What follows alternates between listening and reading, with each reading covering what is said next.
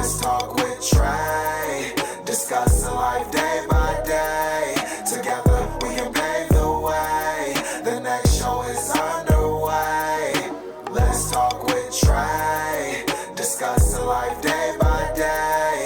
Together we can pave the way. The next show is underway. If you're interested in getting a foundation in real estate investment, Renew Life Properties has the class just for you. Please join us for our classes in Intro to Real Estate Investment Training, Business Planning, Long-Term Rental Properties, Flipping Properties.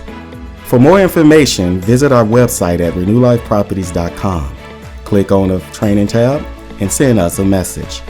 Looking forward to hearing from you so you can be part of the training group of Renew Life Properties.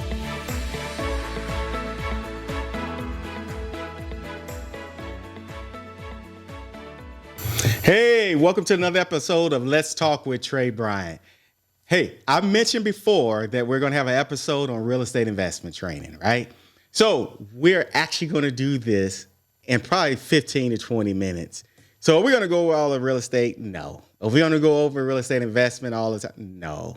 But what I'm going to do is introduce you to real estate investment and the areas that you need to be looking at and focus on. And then at the end, I'll tell you about the class and show you about the classes that we have that involves this. So you're going to get this awareness, I should say, for free on Let's Talk with Trey Bryant.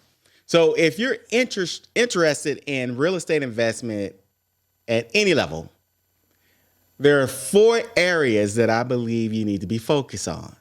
Those 4 areas are business planning, flipping properties, long-term / rental properties, and requesting funds and credit awareness. All of that plays part in real estate investment as a real estate investor. So this episode is going to go over those things real quick. All right. So let's jump into the business planning. On business planning, there's 2 areas you should be focusing on. And this is a class of ours, by the way, that we offer in St. Louis. Let me backtrack a little bit. That we offered in St. Louis under Renew Life Properties, right? So under Renew Life Properties, we go to the website, which is renewlifeproperties.com, and go to the training section tab on our website. You will see first an advertisement, an info commercial of about 30 seconds. That's pretty cool. My son Trey developed that. And you'll see the different classes of business planning, flyer on real estate investment 101, business planning 201, flipping 201, and long-term properties 201. Those particular classes are offered through Renew Life Properties, and our location is downtown on Washington Avenue, that we, in St. Louis, Missouri, that we offer these classes at a very cheap rate. If you want to know more about that, go to our website. Now, back to this. Business plan is the first planning, and then within that is business plan. On a business plan, you should make sure that you're clear and have it as an easy read. Detail and content to include scale. What do I mean by that? Scale meaning graphs. Like if you're going to say we're going to be here in 2023, and then we're going to be at this level of business at 2028, have that scale showing those particular things, right? You want to make sure your business plan is sustainable, and you want to make sure that it can be expandable. Sustainable and expandable. What do you mean by expandable? Meaning that if you need to edit that you can edit it and to adjust to any changes that you may have. I'll call them decision points, right?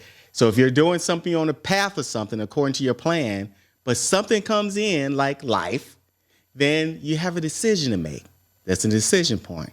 So you want to make sure that you can adjust it to where it can still work so you can sustain your business and plan for any future of your business.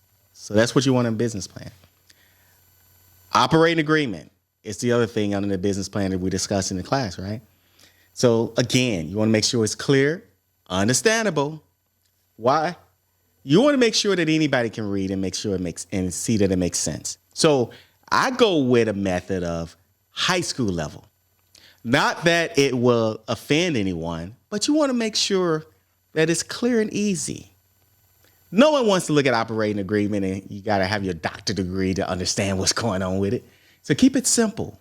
Simple 10th, 11th, 12th grade level, right? Detailing our content, though. You want to make sure you explain what's going on in your operating agreement, because your operating agreement is what's going to determine how you handle your business, how you do your day-to-day operation. Why is that important? Say you want to go for get a loan. You want to make sure that that lender understands how you're handling your business so they feel more comfortable with providing you funds that you may need to make your business successful, right? You want to also make sure that your operating agreement and your business plan, for that matter, is reviewed by any mentor that you have and any lawyers. Why? You want to make sure that it's clear, concise, understandable, and legal. So you make sure you get through your lawyers and all and make sure they understand that stuff is that you understand, and that folks understand that it's legitimate. Within your operating agreement plan, you also want to have an exit plan. What's an exit plan? Say you decide that you want to just shut down a business, or for whatever reason, retirement or so. Well, an exit plan could be, we're going to liquidate everything, pay off all of our creditors, our lenders, our other expenses, utility bills and all, and then we'll pay our shareholders and then ourselves. You have a plan like that, a lender is more apt to listen to you and provide funds to help you reach the goal that you want to reach. Understand that your business plan and your operating agreement are the two major things you need as you're starting a small business, right? But one is more important than the other. Operating agreement is more important than the other. If you want to learn more about that, then I would suggest getting with me later on. Getting with Renew Life Properties, go to the website and we'll talk about those things. And if you're interested in the class, we'll talk about jumping into those classes as well. All right. Another part of the business plan, make sure you have a team. If you're looking at 4 individuals initially, you want to make sure you have a general contractor. You also want to make sure you have a lawyer, an accountant, and an insurance agent. There's other people, but there's 4 major things that you want to have in your pocket to make sure that you are on the path. Again, we can talk about that later if you want. This is just an awareness of real estate investment, right? And then you want to review that annually. Your business plan, your operating agreement, just to make sure you're on track and to make sure if any adjustment needs to be adjusted so that you continue to be sustainable, that you do that at that time with you and your team. Now let's move on to flipping, because this is exciting. People are like, say, I want to flip without understanding. You need that basic foundation. Just like I mentioned before about having a team and all that and understanding stuff, your plan and your business plan should include your flipping properties and how you handle that, right? You want to make sure you have the right property. To me, the right property is PPP, not the government thing. I use this in class all the time. Make sure you understand the PPP for flipping properties. What is that? Price, price, price. You want to make sure you get the right price when you're doing that. What is the right price?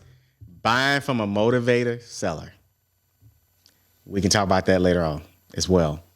Well, I'll tell you, what's a motivated seller? Someone who's ready to sell. Not focused on trying to get the most they can get out of it, just ready to sell. Why is that important for you? When you're flipping homes, you want to try to get the property at the lowest possible price that you can get it. Someone who's not motivated is going to hold out and you're going to be trying to pay more. They get you to pay more for that. No, you want someone who's like, I got to get this off my shelf this year. I got to get it off my shelf next month. They'll reduce that price so you can have a better deal. You have a better deal, you get a better return on investment. One method I use for that is a third, a third, a third. What is that? You buy for a third of what it's worth after you renovate it. You renovate, use the third of that fund to renovate or what it's worth after renovation. We call it the ARV, after repair value. And then you receive, after everything's done, a third of what the ARV is. For example, say you got something that use small math because it's in public. $99,000 is what it's worth after. You buy it for 33, you put 33 in it, and you get 33 when you close. Simple. Does it always work that way? Not necessarily. You want to learn more about that? Ask about the class through the website. All right. So another thing, keep that time within 4 to 6 months of flipping a home, preferably 4 months. That's from purchasing to repairing and selling. And like I said before, those contractors and lenders, those contractors, title companies, mentors, insurance agents, all of those people should be part of your team on that. Now, I'm going to show you an example of one real quick of a property that was flipped. You see 2 slides showing that. And that's an example of one. All right, let's move on over to long-term properties. All right. Long-term properties, as I said in the flipping, you want to have the same thing, your team. An individual to add on to that team is a handyman. You want to make sure you have a handyman on that team. Why? You don't need a general contractor for everything. You need a handyman for small projects. You also want to get the right realtor. Make sure you get a realtor that fits your needs, not just any realtor. So if you're a real estate investor, you want to make sure you have a real estate agent that understands real estate investors and their mindset, not someone who's just buying a house. All right, another thing is spend the right money. Buy from a motivated seller. Just like we talked about on the flipping, this is even more important. You want to buy it even at a lower price because you're keeping it on your shelf for a while. With long-term properties, you're looking at the fact that you're going to make the majority of your money down the road when you sell it because you'll flip it later. But you'll make money as you're going through the years for renters.